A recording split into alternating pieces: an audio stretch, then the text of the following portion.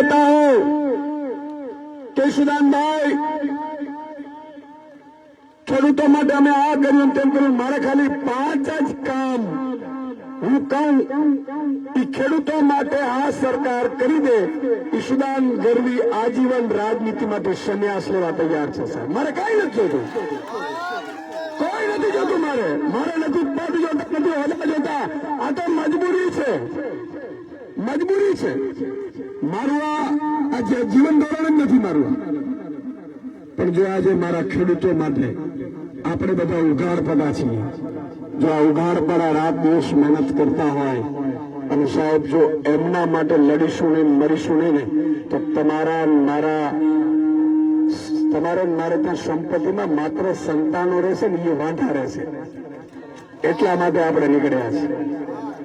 ગામડે ગામડે કુંવરાઓ છે મિત્રો, અને એ વાંઢાઓનું સંગઠન બને તોય ભાજપ તૂટી જાય. બોલો, ભાજપ પડી જાય. આ વાત સાચી કે નહીં? પણ મિત્રો એટલા માટે કે તમે જુઓ, પેપર ફૂટી જાય, પરીક્ષાની તૈયારી કરો એટલે પેપર ફૂટી જાય. તમે ખેતીમાં વધવા નથી દેતા, મનરેગા યોજનામાં મનરેગા ખાઈ જાઓ, દુકાનો તમે બનાવીને રાખો તો ગેરકાયદેસર કેમ કરીને તોડી જાય. હમણાં અમદાવાદમાં મિત્રો એક મહિલા વેપારી જે વર્ષોથી ભાજપને મત આપતા હતા, જીવતી સળગી ગઈ. બોલો, દુકાન બચાવવા માટે. હવે એમની દુકાન તમને ગેરકાયદેસર લાગે છે અને અદાણીને હજારો એકર લાખો એકર જમીન મફતના ભાવે આપી દો, તમારા બાપની છે. મિત્રો, પહેલો હક ગરીબોનો છે, પહેલો હક વંચિતોનો, પહેલો હક ખેડૂતોનો છે અને લઈને રહેવાનો છે. એટલા માટે આજે આપણે અહીંયા ભેગા થયા છીએ. આ વ્યવસ્થા તમારે જાગૃતતા તમારે પેદા કરવાની છે સાહેબ. આ લોકો એમ કહે છે કે આમ ન થાય. 30 વર્ષથી ભાજપની સરકાર છે, 30 વર્ષ થયા. 5 વર્ષમાં તો ગુજરાતને સિંગાપુર બનાવી જ દેવાય, એમાં બે મત નથી. એ લોકો પેરિસ કે છે ને, હું હમણાં રસ્તે આવતો હતો, એવા પેરિસ જેવા રસ્તા છે.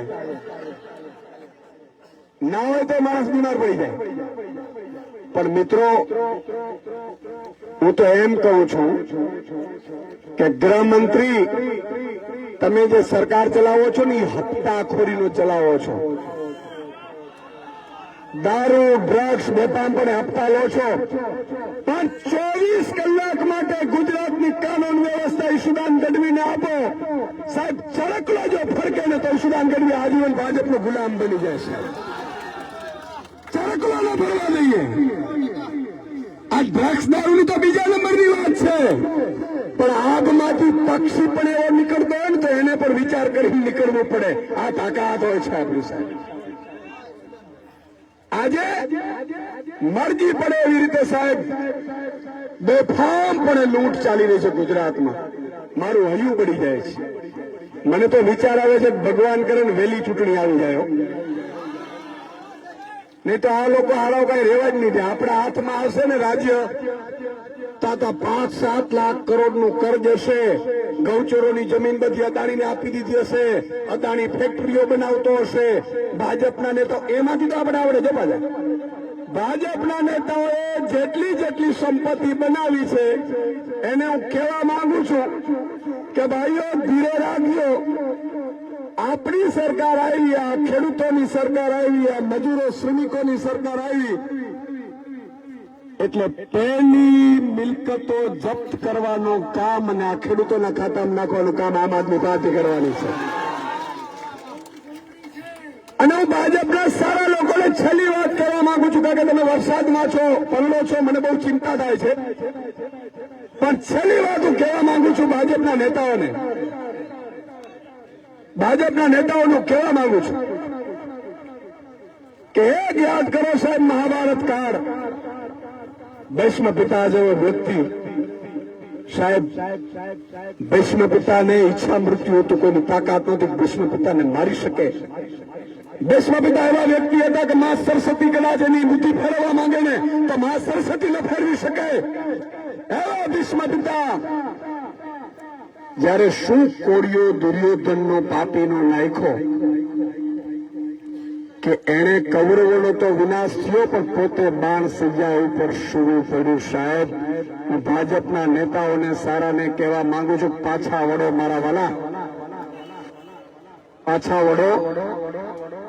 આજે એક પણ ભાજપના નેતાને મત આપ્યો અથવા તો ભાજપના નેતાની કમાણી 1 રૂપિયો પણ ખાધી ને તો સાહેબ યાદ રાખજો, પાપના ભાગીદાર થશો. તમારા દીકરાઓ તમને મારશે.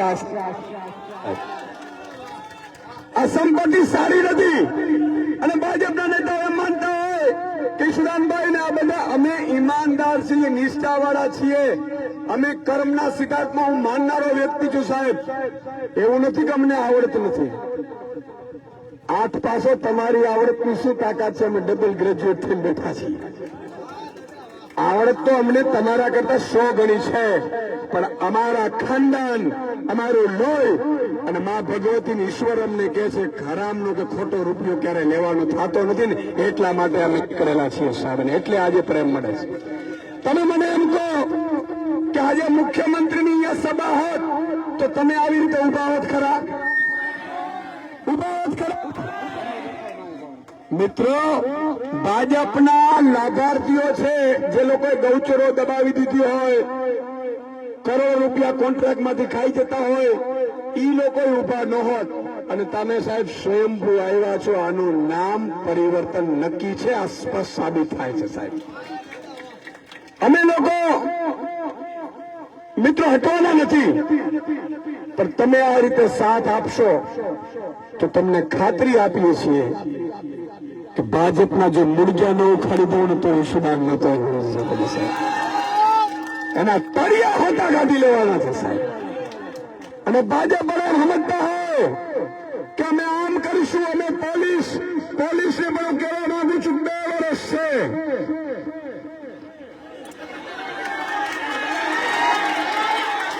માત્ર 2 વર્ષ છે. મારો આમ આદમી પાર્ટીનો એક પણ કાર્યકર્તા કે ખેડૂત, ગરીબ કે વંચિત કે શોષિતને કોઈએ પણ પરેશાન કર્યું છે તો સંધ્યા ટાણે બેઠો છું, વ્યાજ સાથે વસૂલાત કરીશ. આ નક્કી છે. આમાં કોઈ બે મન પણ લોકોને અધિકાર નથી. મારા ગરીબો, વંચિતો, શોષિતો, માતા બહેનો, દીકરીઓ ઉપર અત્યાચાર કરે સાહેબ. અને ભગવાન કૃષ્ણ અમારી સાથે છે, કાળીઓ ઠાકર અમારી સાથે છે. શું કામ? કે અમે સત્યની સાથે છીએ. આપણે સૌ સત્યની સાથે છીએ. એટલે વધારે હવે સમય ખૂબ થયો છે. તમે ખૂબ દૂર દૂરથી આવ્યા છો, મોટા પ્રમાણમાં તમે અહીંયા આવ્યા છો અને તમને ઈચ્છા છે ચાલુ રાખો, પણ મને ચિંતા થાય બીમાર થશે. બરોબર છે? આંકવા દો. તો એક હજી વાત કરીશ કે 2 વર્ષનું બાળક રમતું હતું અને રમતા રમતા એ બાળક છે ને એ ધૂળ ખાવા માંડ્યું. ધૂળ ખાતા ખાતા એને કપચી ઉપાડી, ડામર ખાવા માંડ્યો. એટલે એના મમ્મી પપ્પાને ચિંતા થઈ કે મારા દીકરાને કઈક તકલીફ થઈ ગઈ છે. 2 વર્ષનું ટેણીઓ આવી કપચી ગળાગળી ઉપાડે. એને ડોક્ટર પાસે ગયા. ડોક્ટરને દેખાડ્યું કે મારો દીકરો છે 2 વર્ષનો. તો કે હા, હષ્ટપુષ્ટ છોકરો હતો, મારો આરામ જુઓ એટલે આમ આંખો પટપટાવે જોરદાર. તો કે આ કપચી ખાય છે, ધૂળ ખાય છે, ભેફા ખાય છે, પથ્થર ખાય છે, કાંઈ લેવા નથી થતું. ડોક્ટર કે હા તો ઓકે છે, તમે જ્યોતિષ પાસે જાઓ. એટલે મમ્મી પપ્પા ગયા જ્યોતિષ પાસે. જ્યોતિષ પાસે ગઈને દેખાડ્યું એટલે એને જોયું કે આ તમારો દીકરો છે. તો હા, તક ચિંતા કરવાની જરૂર નથી, આ નેતા બનવાનો છે. તો કે તો નેતા બનવાનો છે અને આ બધું પથ્થર ને તક પ્રેક્ટિસ કરે છે, પ્રેક્ટિસ. મોટો થઈને રોડના રોડ ખાઈ જાય, બ્રિજના બ્રિજ ખાઈ જાય, ગૌચરની ગૌચર ખાઈ જાય. સામેવાળામાં તમને આ દેખાય કે ન દેખાય? લક્ષણ દેખાય કે નથી દેખાતા? અને એના પડદા શું છે? હું આ લોકો ભાજપવાળાને કહું યાર કે ગરીબોનો, વંચિતોનો ખાઈને જાશો ક્યાં તમે? મને કે ઈશુદાનભાઈ અમે ચૂંટણી પહેલા રૂપિયા ભેગા કરીએ ને પછી ચૂંટણીઓમાં વેચીએ. એટલે મેં કીધું પછી થાય શું? માન લો તમે કોઈએ 500 કરોડની બનાવી, ઘણા 1000 કરોડની બનાવી. હું હમણાં લિસ્ટ બનાવતો હતો, 5,000 ભાજપના નેતાઓનું લિસ્ટ બન્યું. મારે ખેડૂતોના દેવા માફ કરવા છે ને, તો મેં કીધું આ રૂપિયા લાવીશું ક્યાંથી એમ. એટલે હું લિસ્ટ બનાવવા બેઠો હતો. મેં કીધું કેબિનેટ પેલી સરકાર બને ને કેબિનેટ બને તો માફ તો કરવા પડશે કે ઈશુદાનભાઈ મોટી મોટી વાતો કરતા હતા. એટલે મેં કીધું આ રૂપિયા લાવીશું ક્યાંથી? એટલે લિસ્ટ બનાવતો તો 5,000 ભાજપના નેતાઓના લિસ્ટ બન્યા. એ 5,000 ભાજપના નેતાઓના લિસ્ટમાં બન્યું ને તો ઘણાની 2,000 કરોડની, ઘણાની 2,500 કરોડની આવી સંપત્તિઓ હતી. એટલે મેં એને પૂછ્યું, મેં કીધું યાર આટલા બધા સંપત્તિ તમે બનાવીને જાઓ ક્યાં? મને કે સુદાનભાઈ નેતા બનીએ ને પછી ચૂંટણીઓમાં અમારે સમૂહ લગ્નમાં લખાવવાના, હોસ્પિટલમાં કરવાના, આમ તેમ. મેં કે જી કરવું ને 1.5 વર્ષમાં કરી લેજો. આપણી સરકાર આવશે એટલે મને કે તમે શું કરશો? મેં કીધું આ જ પોલીસ તમારી જે તમે અત્યારે નાટક અને નાચ કરાવો છો ને એ જ પોલીસને કામગીરી સોંપીશું કે ફલાણા ભાઈને ફોન કર, 1000 કરોડની સંપત્તિ દાનમાં કરવાની છે પછી જેલમાં જવાનો છે. આ પોલીસનો ઉપયોગ આમ લેવાનું હોય ભાઈ, ગરીબોના ખાતામાં રૂપિયા જમા કરાવવા માટે થવાનું. અત્યારે પોલીસોનો ઉપયોગ શું કરે ખબર? ઈશુદાનભાઈની સભા ન થવી જોઈએ. હાજર ને? હા, એ કે ફલાણે ત્યાં એક કામ કરો એને કહેજો પરમિશન ન આપે. તમારા બાપનું ગુજરાત નથી હાલી નીકળ્યા છે. 16 વર્ષ પત્રકાર રહ્યો છું, મને ખબર છે ક્યાંથી ક્યાં ફાઇલ નીકળે અને ક્યાંથી ક્યાં ફાઇલ હાલે. આજે એક અધિકારી, IAS IPS અધિકારીઓની કેટલી સંપત્તિને ક્યાં રોકાણ છે ને એની ડિટેલ આ ઈશુદાન ગઢવી પાસે નીકળે. અને એટલે હું બેફામ થઈને કરું છું. કોઈ મંત્રીની તાકાત નથી કે મારી સામે બોલી શકે. કહેવાની તો વાત અલગ છે. બીજા દિવસનું સૂરજ નો ગઈ મંત્રીનો ભાંડો જ પડતા તાકાત ઈશુદાન ગઢવીમાં છે. તો કેવા હું એ માનતો હતો મિત્રો કે ભાજપના નેતાઓ પાસે એટલી સંપત્તિ છે કે મારા ખેડૂતોનો તમામ દેવું તમારા ઉપર 3 લાખ રૂપિયા હશે કદાચ, હે ને? 3 લાખ, 4 લાખ, 5 લાખ સુધીના હશે, છે કે નહીં? ચિંતા ન કરો, એક જ ઝાટકે માફ થઈ જશે બધાના. અને એ તો શરૂઆત થશે. આનાથી આપણે કઈ આગળ નથી જવાના. આગળ તો પછી જવાના છીએ કે 3 ઉપજ લઈ શકે, પૂરતા ભાવ મળે, ખેડૂતોએ માલ વેચવા જવું ન પડે, વ્યવસ્થા ઘરેથી લાવે. અને કોઈ પણ અધિકારી એ જેટકો વાળો હોય કે ફેટકો વાળો હોય કે નેટકો વાળો હોય, ખેડૂતોની જમીનમાં કોઈના બાપની તાકાત નથી. કલેક્ટરની પણ ખેડૂતને પૂછ્યા વિના પગ મૂકી શકે આ વ્યવસ્થા પેદા કરીશું. ગુજરાત આવો બનાવવાનું છે. મારો ખેડૂત કલેક્ટરને કે શું આલી નીકળે, મારી જમીન છે. અને કલેક્ટર એમ કે માફ કરજો સાહેબ, મારી ભૂલ થઈ ગઈ, તમે અહીંથી જવા દો તો જાઓ. હા નીકળ, બીજી વાર પગ ન મૂકતો. આ ખેડૂત કહેતો હશે ને ત્યારે ઈશુદાન ગઢવી પછી રાજનીતિ મારે કરવી નથી ભાઈ. આ એક જ વ્યવસ્થા સુધારવા માટે જ આવ્યો છું. 5 વર્ષ જ રાજનીતિ કરીશું. પછી કે આ જિંદગી આખી થોડો ધંધો કરવાનો. પછી બીજો મારે એવો કાયદો લાવવો છે કે ભાજપ પણ શું કરે, અત્યારે 16 મંત્રી છે, એક મુખ્યમંત્રી છે. 17 જણા નક્કી કરે કે ફલાણા ભાઈ ઉદ્યોગપતિને 1 લાખ એકર જમીન ગૌચરની જે આપણા પાસેથી ખાલી કરાવી એ આને આપી દે મારા હારાને એક સાઈન થી. લે તમારા બાપનું છે, સાચું કે નહીં? મારે એવો કાયદો લેવો છે. પ્રધાનમંત્રી છે ને તો એક એટલી કશું જેટલી વસ્તુ એવી રીતે નહીં આપી શકાય. આપણે એવો કાયદો લાવવાના છે મિત્રો. ઈશુદાનભાઈ એટલા માટે રાજનીતિમાં આવ્યો છું. જ્ઞાતિ જાતિ બધાને કહી દઉં છું, તમારો કોઈ જ્ઞાતિનો આગેવાન હોય કે ન હોય, તમામ ગરીબ વંચિત શોષિત ખેડૂત એનો જ્ઞાતિનો ઈશુદાનભાઈ બેઠો છે ત્યાં સુધી તમારે કોઈએ ચિંતા કરવાની જાહેરમાં કહું છું.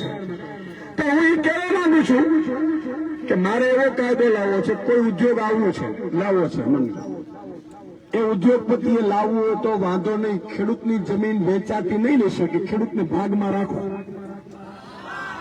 મજા આવે કે ના આવે ભાઈ? આવે કે આવે ના આવે મજા? ખેડૂતની જમીન લો તમે, ખેડૂતને ભાગમાં રાખો. જેટલો નફો તમે કમાવો એના જેટલા ટકા નક્કી થાય.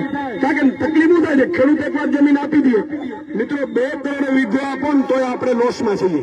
સમજો, આ લોકો કે 15-25 લાખમાં જમીન લઈ લે અને પછી હજારો કરોડ રૂપિયા કમાય. આ પવન ચક્કીવાળા અહીંયા આવે છે કે નથી આવતો તમારે ત્યાં ખબર નથી. આવે છે ને, મરજી પડેલી તો નાખી દે છે. એના બાપનું હોય ને એવી રીતે હાલી નીકળ્યા છે કે આ ગુજરાત જલ્દી કે સરકાર આમ આદમીને આવશે ને તો પછી નાખવા નહીં દે. અત્યારે બધા રાત દિવસ નાખે છે મારા બેટા. બોલો, પણ હું એ કહેવા માંગુ છું કે આપણે આવી વ્યવસ્થા પેદા કરવી છે જેથી ન્યાયપ્રિય ગુજરાત બની શકે.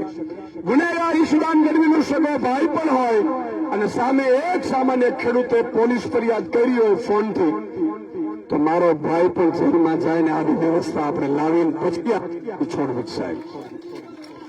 અને આ છેલ્લી વાત કહી દઉં મારા ભાજપના નેતાઓને હાથ જોડીને કે સાહેબ હમણાં હું આવતો તો રસ્તામાંથી, તો ગાડીમાં કાફલામાં મારા ડ્રાઈવરે બ્રેક મારી એટલે શું થયું મેં કીધું, તો બિચારા ભૂંડનો આખો ટોળો જાતો હતો.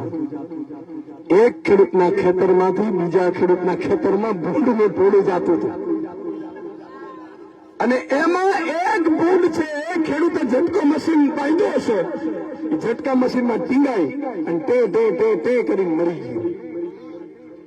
મને વિચાર આવ્યો કે સાલું ક્યાં ખેડૂત, ક્યાં આ ભૂંડ